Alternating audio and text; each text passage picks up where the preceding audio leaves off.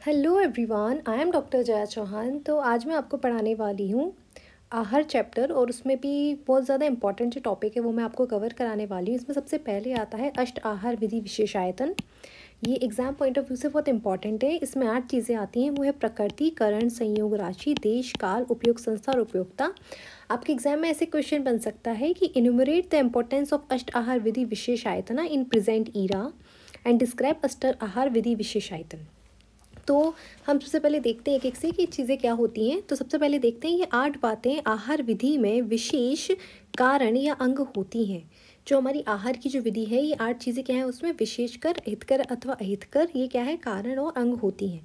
सबसे पहले हम बात करने वाले हैं प्रकृति के बारे में कि प्रकृति क्या होता है। तो प्रकृति हम किसको कहते हैं? स्वभाव को कहते हैं। यानी जो आहार और औषध द्रव्य हैं उनमें जो गुणवादी गुण स्वभाव से ही रहते हैं, उन्हीं का नाम क्या होता है? प्रकृति है। जैसे कि अगर हम बात करें जो हमारी उड़द है, उड़द की दाल सब लोग जानते हैं वो क्या होती है? गुरु होती है। उसको खाने से हैवीनेस आती है। लेकिन आपने देखा होगा कि डॉक्टर्स जो हैं, कोई भी अगर पेशेंट का ऑपरेशन होता है ना, तो हम जितने भी डॉक्टर्स हैं उन्हें मूंग की दाल बोलते हैं। क्यों? क्योंकि मूंग की दाल जो होती है वो पचने में भारी नहीं होती है, लघु होती है। देखिए इसमें वही दिया, मूंग की दाल क्या है? स्वभाव से ही लघु होती है, इसलिए सारे पेशेंट को मूंग की दाल ही दी जाती है। इसी प्रकार अगर हम देखें तो जो हमारा सूअर का मांस होता है वो क्या होता है? स्वभाव से ही गुरु होता है। लेकिन जो हरण का मांस होता है वो स्वभाव से ही क्या होता है? लघु होता है। तो ये तो होगी प्रकृति। आप इनकी श्लोक नहीं याद करें तो भी कोई बात नहीं, चलेगा। आप इनका हिंदी ज़रूर याद करें जो आपके एग्जाम में लिखनी पड़ेगी। ठीक है। तो पुनरा आहार औषध द्रव्याणाम स्वाभाविको गुणवादी गुण, यानी जो आहार औषध में स्वाभाविक रूप से जो गुणवादी गुण होते हैं वही प्रकृति है। अब नेक्स्ट हम बात करने वाले करण की। करण क्या होता है? ठीक है। तो करण ये होता है कि स्वाभाविक द्रव्यों के संस्कार को, यानी जो हमने स्वाभाविक द्रव्य हम लोग ऊपर देखे उनका अगर हम संस्कार कर दें, ठीक है, अगर उनका क्या कर दिया जाए? संस्कार कर दिया जाए, तो उनके संस्कार को हम क्या कहते हैं? करण कहते हैं। ठीक है। स्वाभाविक का नाम द्रव्याणाम अभी संस्कार, संस्कार करना क्या है? करण है। अगर हम संस्कार करते हैं स्वाभाविक गुणों से भिन्न गुण उत्पन्न हो जाते हैं, क्या करने से? संस्कार करने से। इसके एग्जाम्पल हम कैसे बताते हैं? ये गुण जल के सन्निकर्ष, यानी अगर हमने किसी चीज़ में जल मिला दिया, अग्नि का, ठीक है, धोने से, मंथन करने से, यानी उसको मथने से, देश काल और स्वरासादि की भावना देने से, काल के प्रभाव से, पात्रता की भिन्नता से भी उसमें जो गुण है वो भिन्न हो जाते हैं। जैसे चावल का गुरु गुण, देखिए चावल में गुरु गुण होता है, लेकिन चावल को जल से धोने से और अग्नि पर पाक करने से फिर लघु गुण में बदल जाता है। ठीक है। तो करण क्या है? किसी भी चीज़ स्वाभाविक द्रव्य का संस्कार करना। नेक्स्ट हम बात करने वाले हैं संयोग। तो संयोग में क्या होता है? पुनर्द्रव्य बहुनाम या वह द्रवणायाम संहिता भाव विशेष भारतीय यम पुनर्केश, यानी कि संयोग का नाम ही है दो चीज़ों का संयोग, यानी दो या दो से ज़्यादा द्रव्यों का मेल ही क्या है? संयोग होता है। जो कार्य अकेले नहीं होता वो संयोग से हो जाता है। जैसे कि मधु और घी अगर पृथक पृथक अत्यंत उपयोगी होते हैं, लेकिन समान मात्रा में इनका संयोग मारक होता है। ठीक है। तो कईयों के संयोग अच्छे होते हैं, कईयों के संग मारक होते हैं। संयोग क्या है? दो या दो से अधिक द्रव्यों का संयोग होना। अब हम बात करने वाले हैं राशि के बारे में। तो राशि जो देखिए, राशि का मतलब है आहार की मात्रा, हमें कितनी क्या लेना चाहिए उससे अभिप्राय है। ठीक है। तो ये दो प्रकार की होती है, सर्वग्रह और परिग्रह। ठीक है। तो ये देखिए, संपूर्ण आहार को अगर एक पिंड की मात्रा में ग्रहण कर लिया जाए तो वो क्या है? सर्वग्रह है। यानी कि हमने जैसे हमारा जो भी खाना है हम उसका पूरा एक पिंड बना लें, ठीक है, तो वो क्या है? पिंड बना लिए तो वो सर्वग्रह है, यानी पूरी इकट्ठी कर लिए। लेकिन आहार द्रव्यों को एक एक करके नियत मात्रा में ग्रहण करें, यानी कि हमने थोड़े से दाल ले लिए, थोड़ी चावल ले लिया, हमने सबको अलग अलग रखा। जैसे हम कहते हैं हमारी बैलेंस डाइट वाली थाली है ना, सैलेड लिया, रोटी लिया, अचार, पापड़, एवरीथिंग हमने अलग अलग लिया, तो वो है परिग्रह। लेकिन हमने इकट्ठा इन सबका एकदम गोला बना लिया तो वो क्या है? सर्वग्रह। सर्वग्रह में दाल चावल आदि की पृथक पृथक मात्रा का ज्ञान आवश्यक नहीं होता है। ठीक है। जबकि परिग्रह में क्या होता है? सभी भोज पदार्थों की पृथक पृथक यानी अलग अलग पृथक ज्ञान आवश्यक होता है। तो परिग्रह में हम देख सकते हैं कि भोज पदार्थों की अलग अलग मात्रा है। ठीक है। तो क्या क्या पढ़ लिया हमने? प्रकृति, करण, संयोग, राशि। अब हम पढ़ने वाले हैं देश, फिर हम पढ़ेंगे काल, फिर उपयोग संस्था और फिर उपयोगिता। तो देखिए देश क्या होता है? देश का अभिप्राय होता है कि जो आहार द्रव्य कहाँ उत्पन्न हुए हैं। जैसे हिमालय में उत्पन्न जो आहार द्रव्य हैं वो प्रभाव, स्थान के प्रभाव से कैसे होते हैं? गुरु होते हैं। लेकिन अगर जो मरुस्थल में उत्पन्न आहार द्रव्य हैं वो क्या? लघु होते हैं। इसी तरह सत्व सात भी जानना चाहिए। तो आनुपदेश में अगर कोई है आहार द्रव्य तो रुक्ष होगा, और मरु में है तो वो स्निग्ध होगा। काल की बात करें, काल दो प्रकार के होते हैं, नित्यक और आवस्थिक। ठीक है। तो नित्यक काल क्या होता है? वो ऋतु साथ में शीत उष्ण वर्षा आदि की अपेक्षा करता है और ये स्वस्थवर्धक होता है ना, दिनचर्या ऋतुचर्या का पालन जैसे हम कहते हैं। और आवस्थिक काल जो होता है वो विकार की अपेक्षा करता है, ठीक है, यानी रोग के अनुसार अगर हम आहार विहार लेते हैं तो वो क्या है, किसके काल के अनुसार है, आवस्थिक में आता है। यानी हमको कोई डिसीज़ हो गया, हम उसके अकॉर्डिंग अगर अपना डाइट ले रहे हैं तो वो क्या हो गया, आवस्थिक हो गया। नित्यक क्या हो गया, हम किसी ऋतु के अकॉर्डिंग ले रहे हैं, जैसे कि अभी शीत ऋतु चल रही है तो हम शीत के अकॉर्डिंग आहार ले रहे हैं ना, है ना। ऐसे ही अब हम बात करने वाले उपयोग संस्था के बारे में। उपयोग संस्था क्या होता है, आहार ग्रहण करने के नियमों को ही हम क्या कहते हैं, उपयोग संस्था कहते हैं। ये आहार के पाक की अपेक्षा करता है। और उपयोक्ता क्या होता है, देखिए उपयोग संस्था क्या है, जो आहार ग्रहण करने के नियम है वो हो गए उपयोग की संस्था। उपयोक्ता क्या है, जो आहार को उपयोग करने वाला भोक्ता है, यानी जिसको हम हैं, जैसे हम खुद अपनी बात करते हैं तो हम कौन है, आहार को उपयोग करते हैं, उसके हम भोक्ता है, इसलिए उसको उपयोक्ता कहा जाता है। अभ्यास साथ इसके अधीन होता है। अब हम बात करने वाले हैं अष्ट आहार विधि विशेषायतन की प्रेजेंट ईरा में क्या इंपॉर्टेंस है। आयुर्वेदा कंसीडर करता है आहार यानी फूड को as one of the 3 pillars. ये वन ऑफ द 3 पिलर्स है हमारे लाइफ के सस्टेनेंस के लिए, अलॉन्ग विथ निद्रा और ब्रह्मचर्य के साथ साथ। जो proper use of 3 supporting pillars, अगर हम तीनों पिलर्स का सही से यूज़ करें तो इससे हमारी एक बैलेंस और कॉम्प्रिहेंसिव हेल्थ बनती है। इन द प्रेजेंट ईरा हम ऑफन फॉलो करते हैं इनकरेक्ट डाइटरी हैबिट्स, ठीक है, किसकी वजह से, लैक ऑफ नॉलेज की वजह से, ठीक है। और प्रॉपर ईटिंग हैबिट्स, यानी हमारी जो ईटिंग हैबिट्स हैं उनके पे हम ढंग से फोकस नहीं करते हैं क्योंकि हमें नॉलेज नहीं है ठीक से। इससे क्या होता है, this can result in digestive distress and various lifestyle disorders हो रहे हैं जिनका कॉज जो है वो अननोन है। आहार and the way it is consumed, आहार और किस तरीके से उसे लिया जाता है, ये दोनों ही कैरी करता है इक्वल वेट इन आयुर्वेदा। आयुर्वेदा में इन दोनों को ही इक्वल वेट दिया गया है। फूड वेरी क्रूशियल है हमारी growth, maintenance, reproduction at the end of life के लिए। It has long been acknowledged as a crucial element in determining a person's health. बहुत लंबे समय से देखा गया है कि पर्सन की हेल्थ को डिटरमाइन करने में और उसके लेवल ऑफ सिकनेस को डिटरमाइन करने में फूड का बहुत बड़ा एक रोल है, ठीक है। तो along with being necessary for बाल वर्ण एंड उपचय, आहार is also essential for the continuation of life. Means life को कंटिन्यू करने के लिए भी आहार बहुत इंपॉर्टेंट है। अष्ट आहार विधि विशेष आयतन एक highly methodological and scientific way है ईटिंग एंड प्रोवाइड करना फंडामेंटल न्यूट्रिशन, किसके थ्रू, एक सूटेबल फूड हम सेलेक्ट करें, meals combination, cooking techniques, quality and the amount of foods हम दे रहे हैं। इन गाइडलाइंस को अगर हम फॉलो करते हैं तो हम डाइजेस्टिव डिस्ट्रेस रिड्यूस कर सकते हैं और फुलफिल कर सकते हैं हमारे जो 2 आयुर्वेदिक प्रयोजन है। पहला है therefore it is essential to have, हमको इसलिए थोड़ा अंडरस्टैंडिंग होना चाहिए अष्ट आहार विधि विशेष आयतन की हेल्दी लाइफस्टाइल को मेंटेन करने के लिए, ठीक है। The proper use of dietary guidelines aids in coming vata pitta and कफा। मतलब कि अगर जो डाइटरी गाइडलाइंस है उनका अगर हम प्रॉपर यूज़ करें तो वो हमारे वात पित्त कफ तीनों को ही काम करता है। डाइट जो कि बैलेंस करती है एक इंडिविजुअल की प्रकृति को, तो उसमें हम कह सकते हैं कि जो हमारा पित्त है वो क्या करता है, वो डायरिया, इंडाइजेशन और हाइपर एसिडिटी की ट्रीटमेंट में यूज़ होता है। डाइट बैलेंसेस कफ, ऐसी डाइट जो कफ को बैलेंस करती है, वो हेल्प करती है कि आइवीनेस अवॉइड होती है, कफ को ट्रीट करती है, कोल्ड सिम्टम्स एंड काम करती है एनोरेक्सिया सिम्टम्स। अगर हम दोषक की इक्विलिब्रियम मेंटेन करें तो हमको काल को कंसीडर करना बहुत इंपॉर्टेंट है। लाइक पीपल विद बाल अवस्था, यानी जो छोटे बच्चे हैं उनको कंज्यूम करना चाहिए ऐसे फूड जो कि उनके कफ को बैलेंस करें, जबकि जो मध्यम अवस्था वाले हैं उनको पित्त बैलेंस करने वाले आहार लेना चाहिए, और जो वृद्ध अवस्था में जो बूढ़े लोगों ने ऐसा खाना खाना चाहिए जो उनके वात दोष को बैलेंस करे।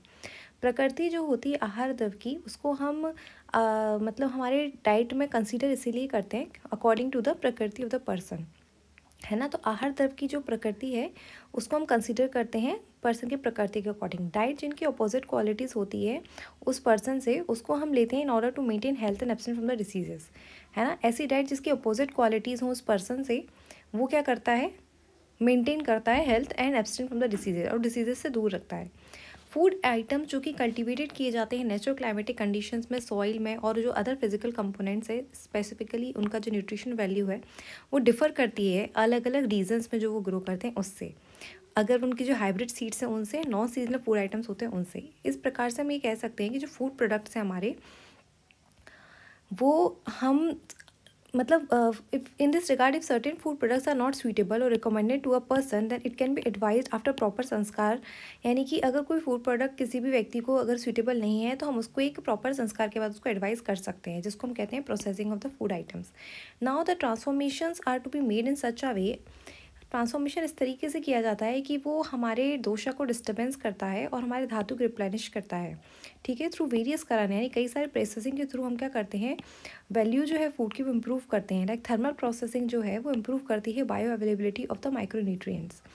फर्मेंटेशन क्या करता है, low molecular weight organic acids produce करता है, like citric acid, lactic acid, और एनहेंस करता है आयरन और जिंक का एब्जॉर्प्शन हमारी बॉडी में। लाइक जो प्रोसेस है वॉशिंग करना, बॉइलिंग करना फूड को, इससे फूड माइक्रोब से और कंटामिनेशन से फ्री हो जाता है, और ये इनिशिएट करता है मेटाबॉलिज्म फूड प्रोडक्ट के इनसाइड, और जो कि ईजियर होते हैं हमारे डाइजेशन में। सामयोग यानी कॉम्बिनेशन हार्मफुल भी हो सकता है, फ्रूटफुल भी हो सकता है। अगर हम इनकम्पेटेबल फूड को कॉम्बिनेट करें तो वो डिस्टर्ब करेगा डाइजेस्टिव सिस्टम को, जो कि लॉन्ग रन में एडवर्स इफेक्ट करेगा पूरी बॉडी पर।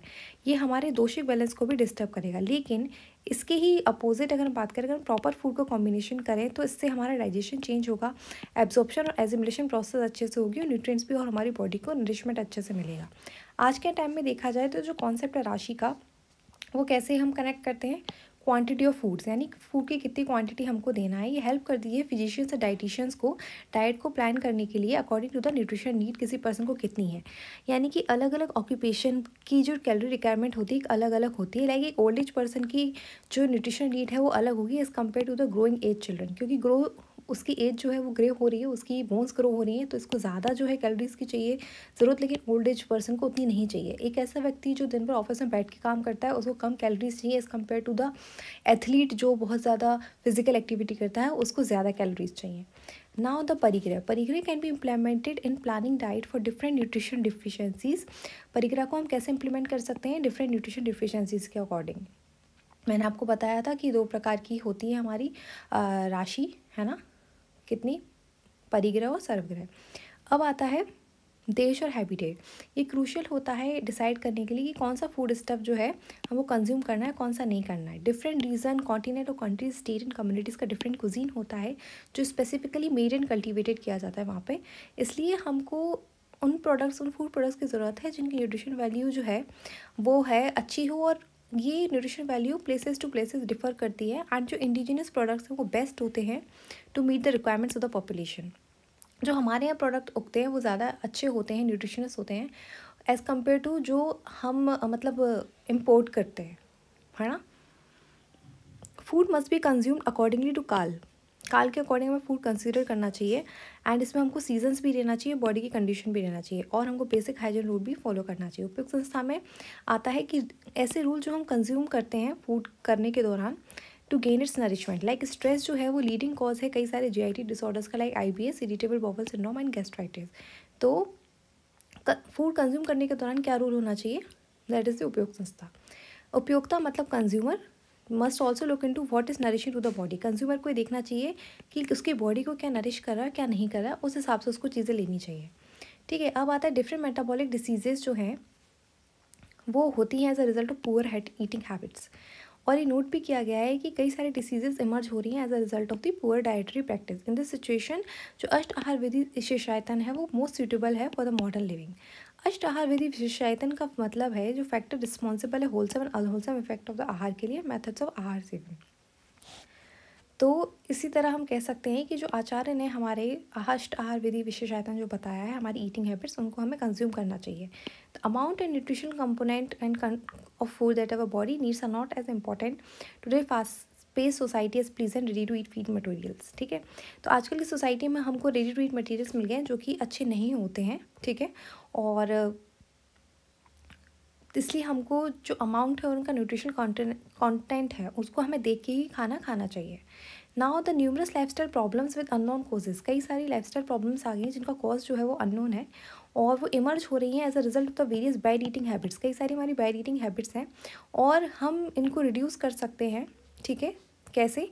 फ्रॉम हेल्दी ईटिंग हैबिट से कई सारे डिसीज़ को like the risk of the type 2 diabetes, heart disease, stroke, cancer, infertility and many other health issues को हम अपनी ईटिंग हैबिट से ठीक कर सकते हैं।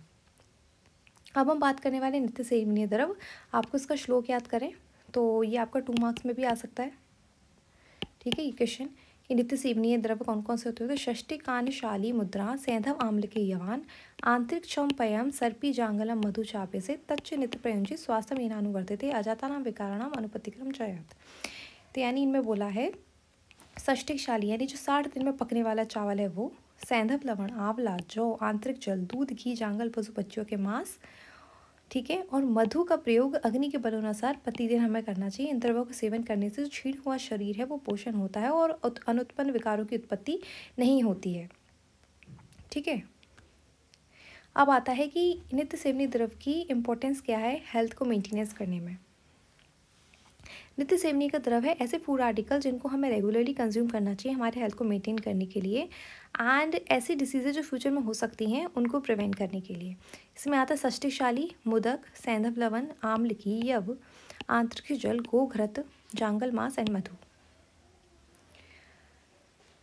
अनित्य सेवनीय द्रव वो होते हैं जिनको हम रेगुलर बेसिस पर नहीं कंज्यूम कर सकते हैं, ठीक है। और इनकी पोटेंसी होती है कि दोषों को बढ़ा देते हैं और डिसीज़ करते हैं। इसमें आता है dried meat, vegetables, okay, paneer, cheese, meat of the pig, cow, buffalo, curd, black gram and fish. अब आता है एनालिसिस ऑन द नित्य सेवनीय द्रव। सबसे पहले आता है हमारा षष्टिशाली। तो षष्टिशाली को कंसीडर किया गया बेस्ट अमंग द सीरियल्स क्योंकि ये लघु होता है, स्निग्ध होता है और त्रिदोष हर यानी तीनों दोषों को कम करता है और बल प्रदान होता है। ये प्रूव किया गया है कि इसमें एंटीऑक्सीडेंट एक्टिविटी है, एंटी हाइपरग्लाइसेमिक इफेक्ट है और हेल्प करता है in improving the glycemic control, है ना।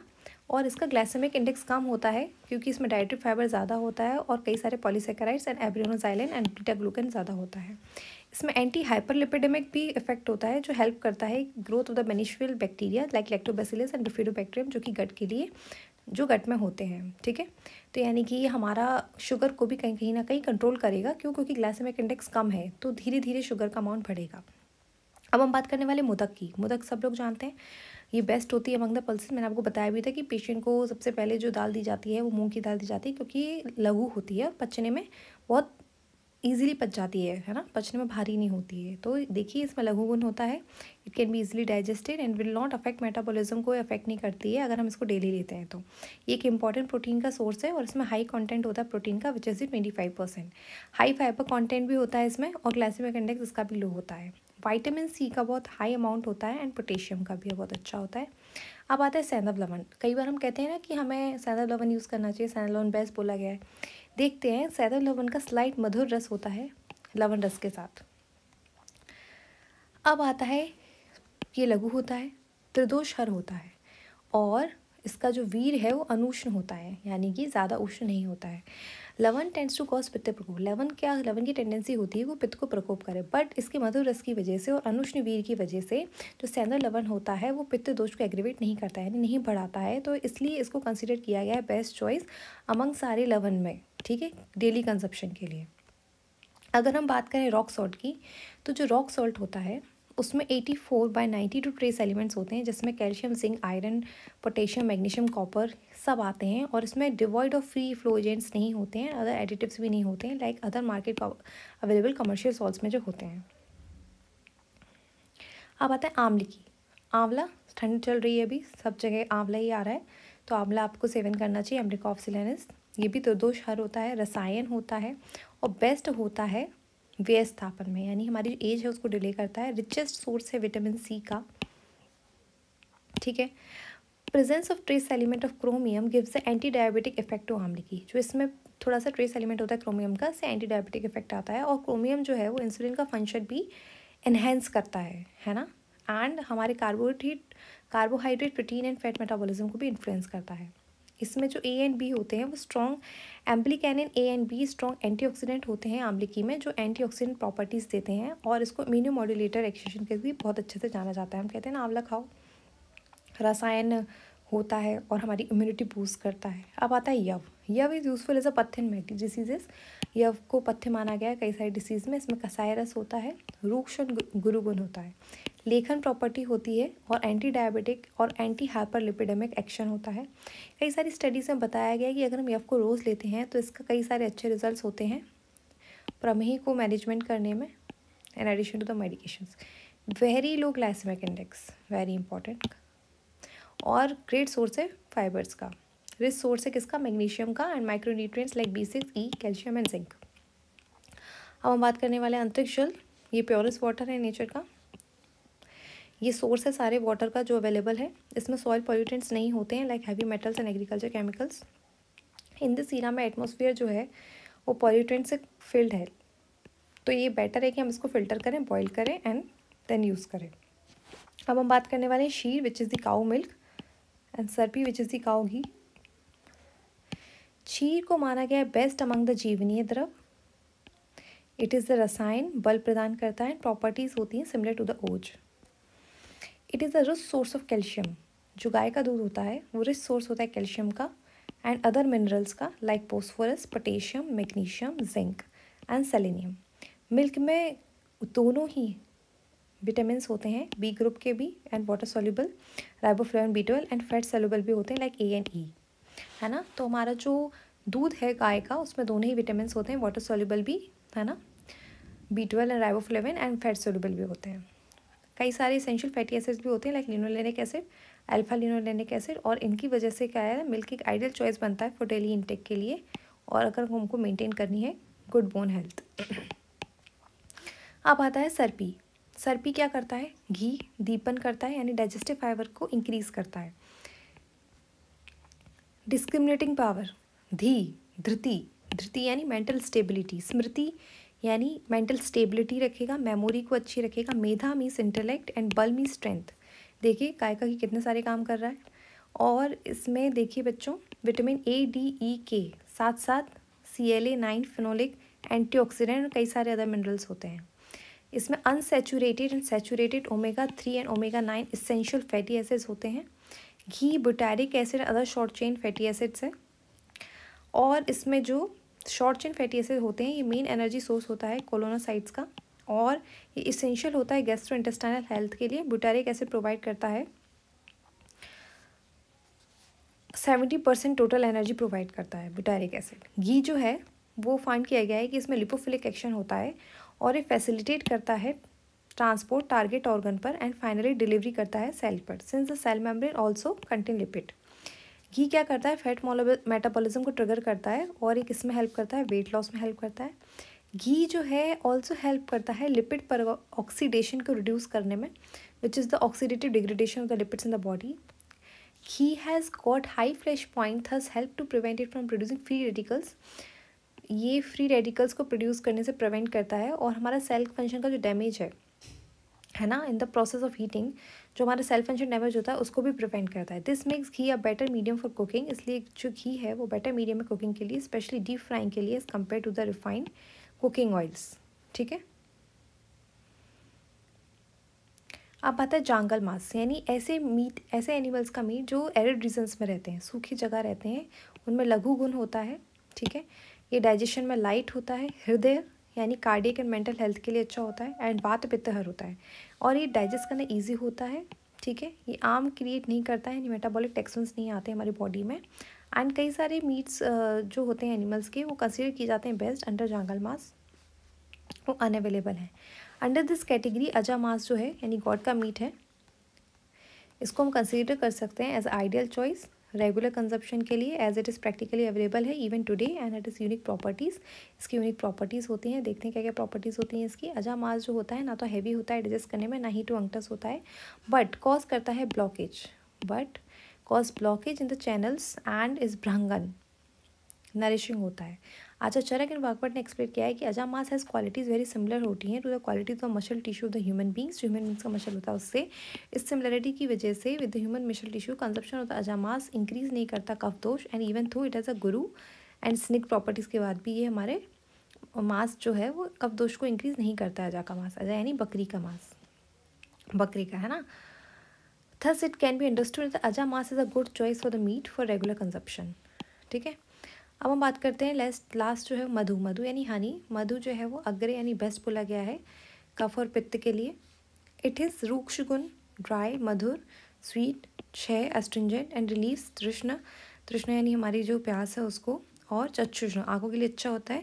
The ingredients of honey have been reported to exert antioxidant, anti microbial, anti inflammatory, anti proliferative and anti metastatic effect. देखिए जो हमारा मधु, इसके कई सारी प्रॉपर्टीज़ होती हैं, और इसमें फ्लेवोनॉइड्स और पॉलीफिनॉल्स भी होते हैं जो एंटीऑक्सीडेंट की तरह काम करते हैं, और ये 2 मेन बायो एक्टिव मॉलिक्यूल्स हैं जो कि हनी में होते हैं।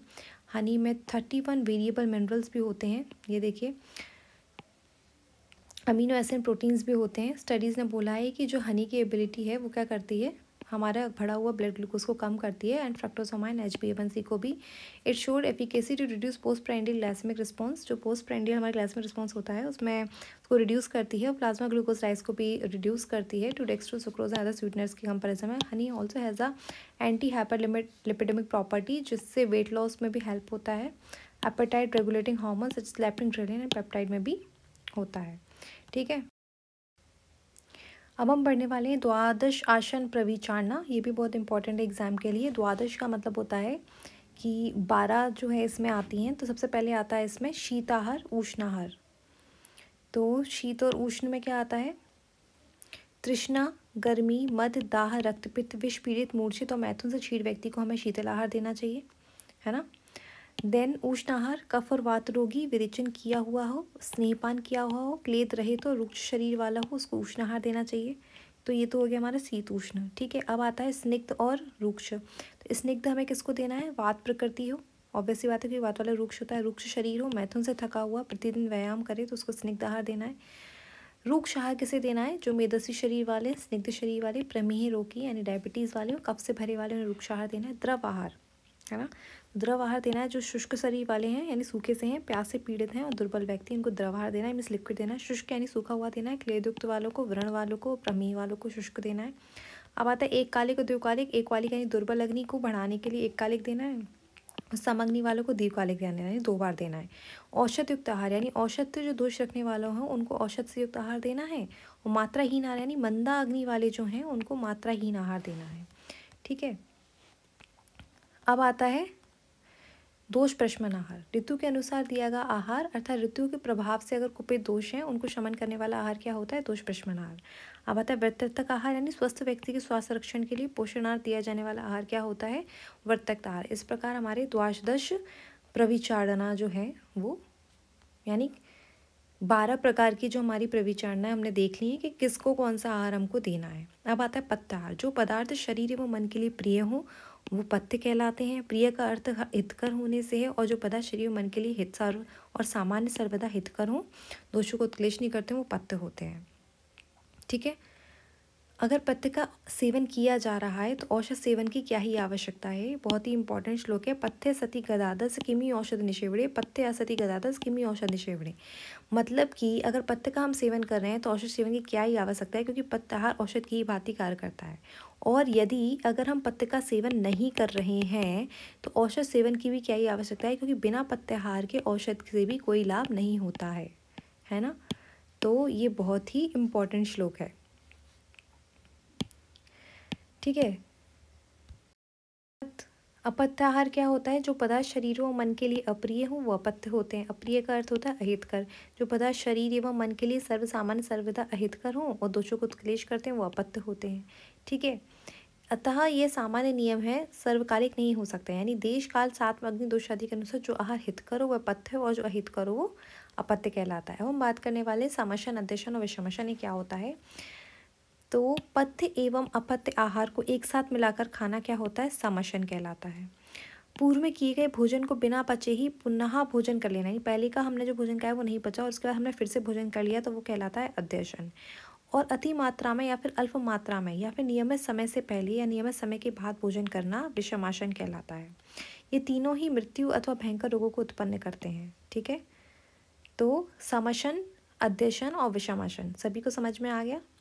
अब आता है आहार विहार, जिससे संतर्पण एवं अपतर्पण जन्य व्याधियाँ होती हैं।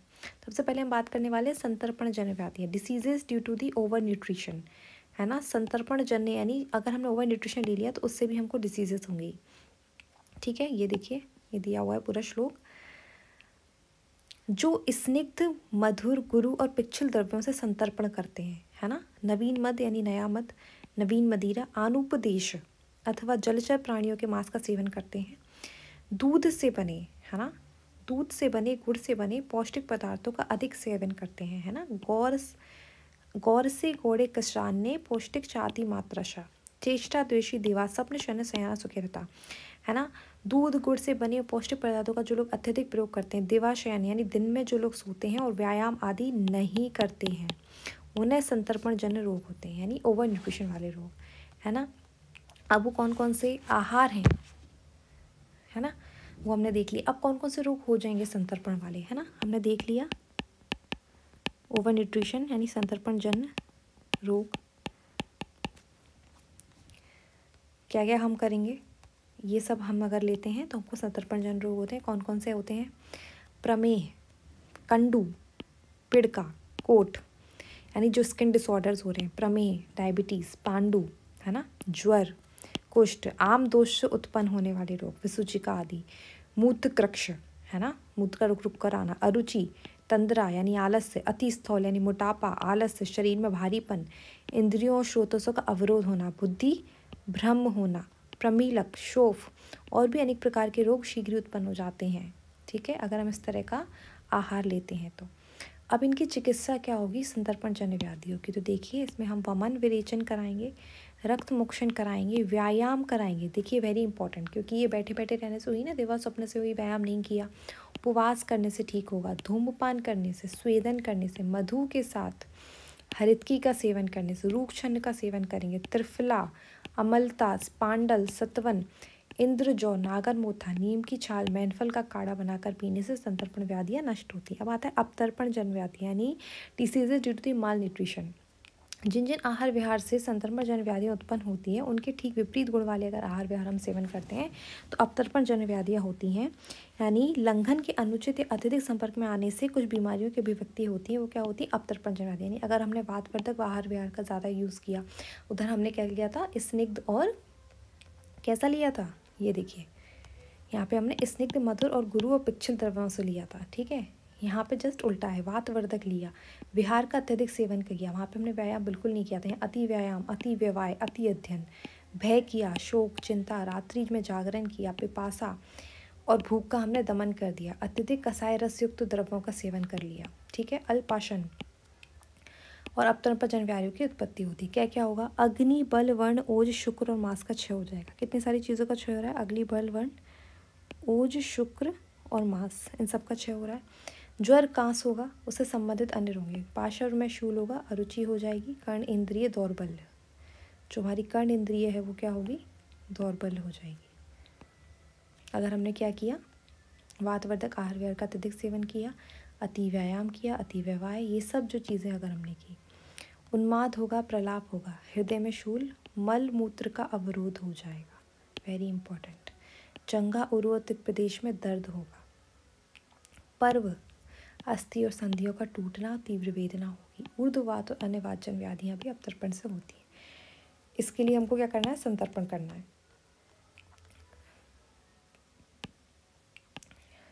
जो व्यक्ति अचानक छीड़ हो जाता है, उससे धीरे धीरे छीड़ हुआ तो उसे धीरे धीरे हमें सद्य संतर्पण कराना है। धीरे धीरे छीड़ हुआ तो उसमें जठराग्नि दोष, औषध, बल, मात्रा, समय का विचार करके चिकित्सा करनी है।